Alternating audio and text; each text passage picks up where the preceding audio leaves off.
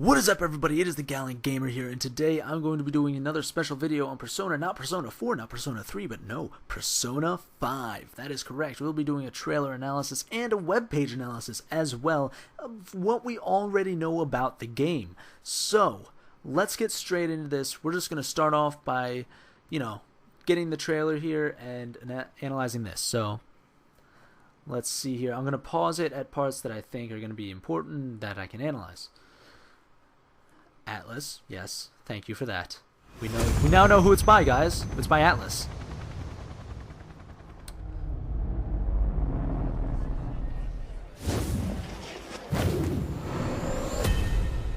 What awaits?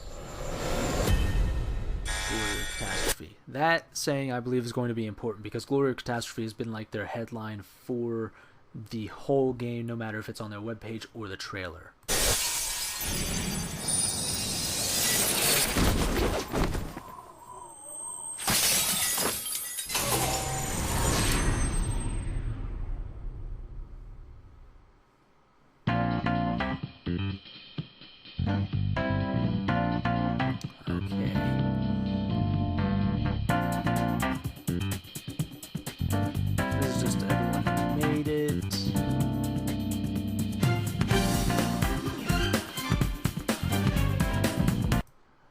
Now, we don't know who, I don't think we know who these are yet, but maybe, instead we just play it a bit here.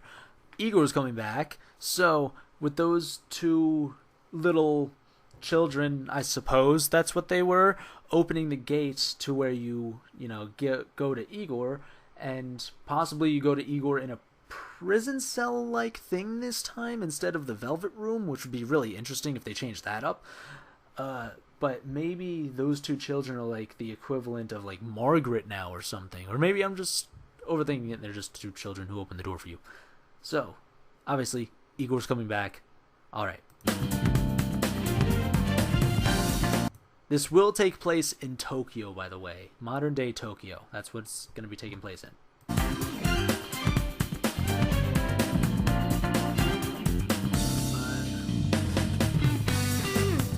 Here, I believe this is just a transition screen from when you're traveling from one place to another. Let's continue on here. That's obviously just walking to a train station. So, and this is actually pretty interesting because now the teacher. I know that was a great place to pause it. But now the teacher. The people seem to interact with you more, and they're more lively this time around, so they're not just, hey, I'm calling on you now. No, but maybe if you don't pay enough attention, or if you get certain questions wrong, then stuff like this might happen, where they kind of scold you, and if you actually pay attention and get questions right, then maybe they'll just leave you alone more often. That'd be a really interesting thing. Now right here, I'm going to pause it here because you can see this cat is actually the same one that you battle with that's in that like cat suit or whatever. So I don't know what it transforms into because it's too big to be a cat, but it's too small to be a person inside of a cat suit. And here you'll just see an SP thing, so that's pretty funny. And it seems that our quote-unquote heroes here are kind of in the wrong part of town, considering all of the all of the spray painting here that's going on, and not to mention it's said that it takes place in modern day Tokyo, but it never said that it took place in actually good places in modern day Tokyo. So just keep that in mind, that they might be living in a dump. Speaking of living in the place that they're living in, let's go to this place now. As you can see, here's that little cat thing that I was talking about. It's really weird form or whatever.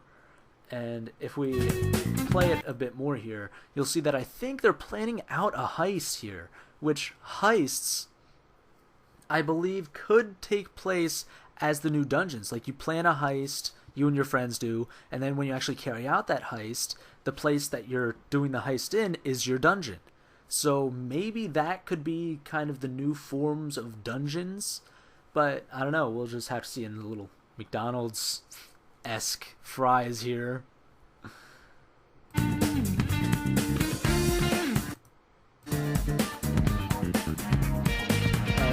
just like the animated stuff. I really just want to pay attention to like the in-game stuff that they show. And you can see here, that was the cat that transforms into a partner. Alright, here we have an interesting, because, you know, main menu. Don't look at me like that. Camp and main command select. I don't know what that is. This might just be like, you know, stuff that to decorate the new pause menu with. But skill, item, equip, persona, party, cooperation. I don't know if that's like if that's gonna be how you set your tactics, but maybe that is. Maybe it's a new thing. Mission, that's a big thing. They're giving us a mission select. They're doing it. They're giving us a mission select. Thank God. Thank God. I got tired of trying to remember all the different missions that I was on, and I got tired of trying to remember what I was supposed to do in all those different missions. Thank God that they're giving us a mission select this time around. And here you obviously have the money, your health and SP, command, and then system, of course, to set your settings. So we'll just keep going on here. Now this is very, very interesting. Weapon and gun. That means that your gun is not your weapon. Because they're two separate things. So what I'm thinking is that it's going to kind of be like Bloodborne, where you have a gun and you have a knife or an axe or something of some sort with you. So you're dual wielding. And that's pretty interesting. And here we'll also see accessories, but we'll see protector and clothes. Now protector, I'm assuming, is your armor that you're going to be having. Or possibly it's going to be something that you have to give you extra armor. But if protector is your armor, then clothes, you might just be able to just change your clothes in this one. You know? You just might be able to walk around in different clothes, which wouldn't really do anything, but it would be awesome to have. It would be awesome to have that choice to actually change your clothes, because they could use some awesome throwbacks for some outfits that previous characters in previous games have worn. I think that would be pretty cool. Here you just have the regular, and yes, he did click on weapon, by the way, and these are knives. So you will have a knife and a weapon, which is a knife and a weapon. You will have a knife and a gun, which is very interesting. And this is just another cutscene. That guy had no pupils. Let's actually go back there for a second. I want to go back there because I want to... No, go back. Here, it looks like this is where you first enter the dungeon, or possibly this is just a new floor of the dungeon, if there are floors. Because from what we've seen, it's just, maybe the dungeons are just one big floor that you're, you know, going around in, and it's just one big building. And maybe it doesn't have, if it didn't have load screens, and it was just one gigantic building, that would be amazing. That would be awesome. Because there would be an instant instant transition. This is not DBZ. An instant transition to the new floors that you're going on, and to the new enemies that appear and whatnot. So I'm really looking forward to that and seeing how these dungeons play out. And here, possibly, if you are a high enough level and you just want to skip all of the other people, maybe there's going to be a stealth option like this, where you have the ability to go above the enemy and just go around them so you can get straight to what you're looking for. Or there could be a option for you to go down here and face all the enemies so you can level up and kind of grind a bit. So that's really interesting that they would add this in here as kind of a platforming choice to this game. And you'll see that this is still, it's all still on the same date. That's really interesting. I didn't notice that before. This is on the same date, so this is might be early on in the game, possibly a few days after you just get introduced, and just this is what you start doing right off the bat, because you're alone right now. You might have to do the first dungeon alone. That would be really interesting. Oh no! Oh no! Technical difficulty, guys. Hold on. I need to go back to the... Alright, we're all good. Okay, so right here is another very interesting point, because what I said about the sneaking around thing, now, I know you're alone right here, but in ones where you have other dungeons where you're all working together, maybe you can command your party to either sneak around or surround an enemy or something like that.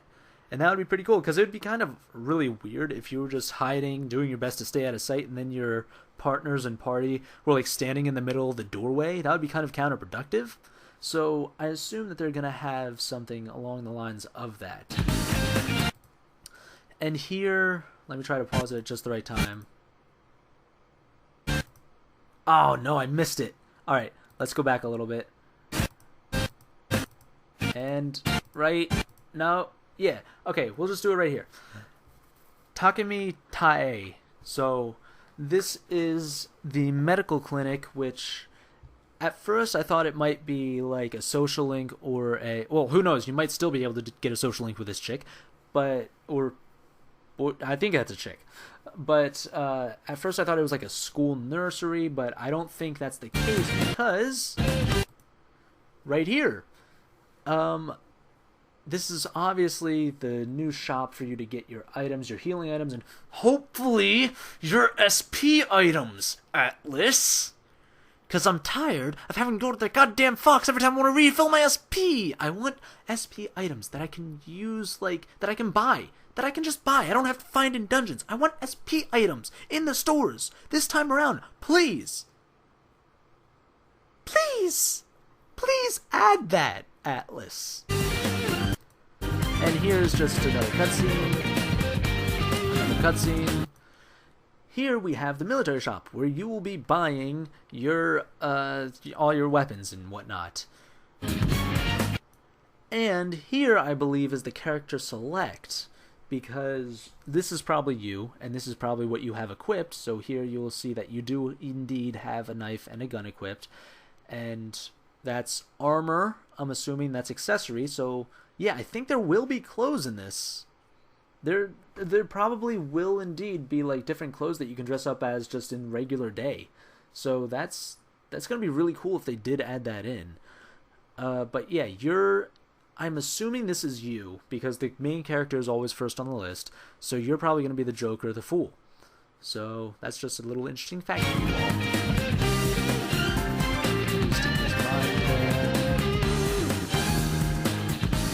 Catwoman-esque suit. Here we get a look at what I'm assuming that was the all-out attack.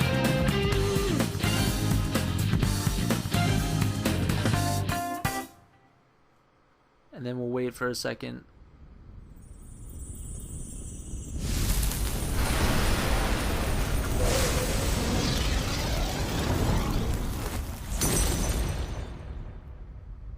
Persona 5. Alright, so that was the trailer, and the ending there was also really interesting, because it looked like he was kind of hurt, all bloody, because that didn't look like a mask. That did not. It looked like blood on his face, and it looked like he healed up instantly when he called his persona. But now for the analysis of the webpage, which is also really interesting. Here we can see he has the height thing behind him, because this is supposed to be like he's in jail and he's in custody. But from this we can assume that he's about 5'5", possibly 5'5" to 5'7", at most 5'7". And then it just tells you all about Persona, and it said that glimpses of the dark side of reality of society. That's what they said that this game is going to be about, is glimpses of the dark side of society. So steal your future back is also another thing that I want to talk. I'm just going to scroll down to the bottom here for a second. This is all over the webpage, not all over the webpage, it's on the webpage, and it's on the trailer for the game. So I'm assuming that they got into, because the way they got their personas, it just says that an incident happened.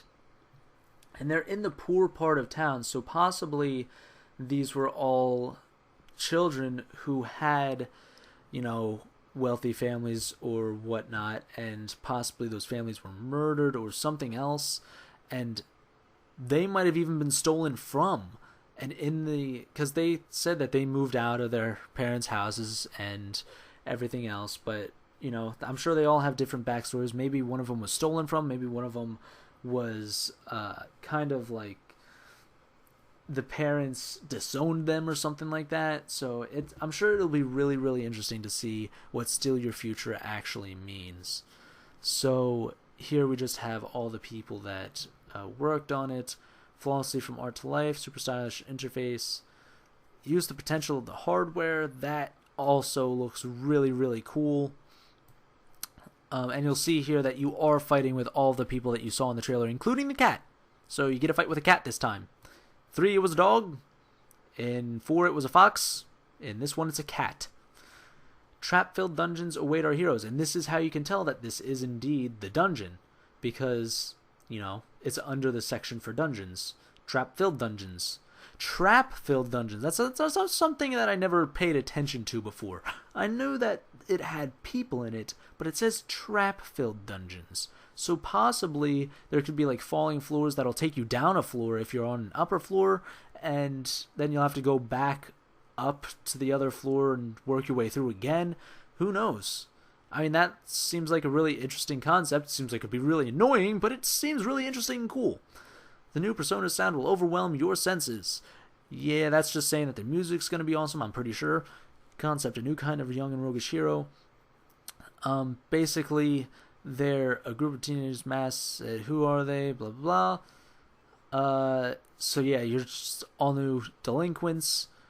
And you will assume the role of a second-year high school who becomes a Persona user through an unexpected incident. I wonder if we're actually going to be able to play through that unexpected incident instead of just going, oh yeah, I have a Persona, so I'm going to help you guys get one too. Instead of like last time, how it was like that. So maybe we'll actually get to see our main character's incident that he goes through. Arsene is portrayed off of Arsene Lupin. This whole game is basically centered around the idea of Arsene Lupin, the old school Arsene Lupin. Arsene Lupin.